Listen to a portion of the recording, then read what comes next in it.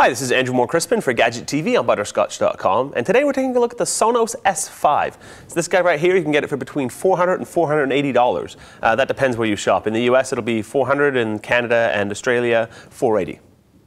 Now what this thing is, it's a network music player, but that's a little bit of a geeky explanation for what it really is. What it is a very loud and very clear music system that lets you get all the music that's sitting on your hard drive in iTunes, maybe scattered across NAS drives on your network, pull it all into one place and get it playing easily, and like I said, nice and thick and clear sound.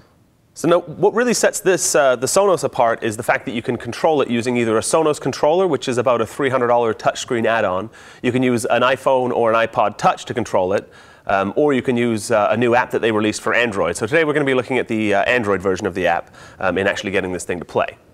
Now, initial setup is reasonably simple. You have to have it plugged into your wired network. So if we tilt the thing back here, you'll see on the back we have a couple of ports, two Ethernet ports, line in, also headphones, and obviously a power jack here. We also have a handle, which I think is a nice touch, so we can pick it up and move it around the house. Once it's actually configured on your network, you can pretty much put it anywhere and it'll work.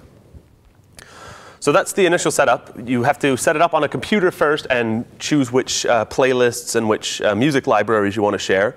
That takes a few minutes. It has to index all your music, but once that's done, you can play anything pretty much anywhere. Now you can have multiple S5s throughout the house. You can have one in the living room, one in your office, one in the bedroom, and they do actually accept names like living room, office, bedroom. And then you can actually sync the music throughout the house. So wherever you walk, you're hearing nice clear sound. Or you can actually pair these things. If you had an extra $1,000 kicking around, you could buy two of them, pair them, have one act as the left speaker, one act as the right speaker, a couple of other things like that. But let's get right into this thing and actually have a bit of a listen. So obviously the sound quality is not really going to come through too well because we're using my lapel mic. But you can see here we actually have the Sonos app up and running. So we'll back out of here so we can have a quick look at how the whole thing actually works. So when we initially fire it up, we're presented with this screen, which is our zone menu. If we had multiple S5s, they'd be appearing in this list here. In this case, we're going to go into the office one. Now we're taken to currently playing track. So we can just hit play. Get coffee, code monkey go to job, code monkey have boring. So you can control the volume here or using the volume rocker on your phone. Now on the top of the device we have just simple volume controls and a mute button, so we'll mute this for now. And now you can see it's muted on the app as well. So let's go back in here. Now another thing I like about this is that we can actually get into internet radio and things like that. So if we tap on music, we're presented with our initial music menu. So we can go into internet radio here. We'll actually be taking a much closer look at this app on 60-second app Android. So I encourage you to have a look at that. We'll link to that in the show notes on butterscotch.com. But we get access to 100,000 online and terrestrial radios, stations. We can listen to archived podcasts and stuff like that. And again, sound quality is quite clear. I would actually honestly liken this to a Bose Wave radio, reasonably small, but really thick, fat sound. We also have access in the application to set things like, let's see, have a look here. So the zone player settings, we can actually get into some equalization and stuff like that.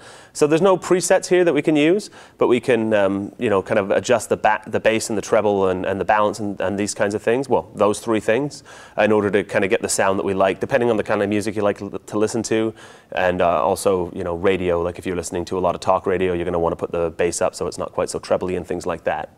Now I mentioned buying two of them and making a what's called a stereo pair. So that's the option for that right there. You'd go in here, tell it which one's left, which one's right, and pretty simple like that. You can actually get two of them up and running. So for liberating my music from hard drive purgatory, I really like this thing. Price is a little dear, but like I said, nice fat sound, internet radio, and access to all of our iTunes and hard drive music anywhere in the house.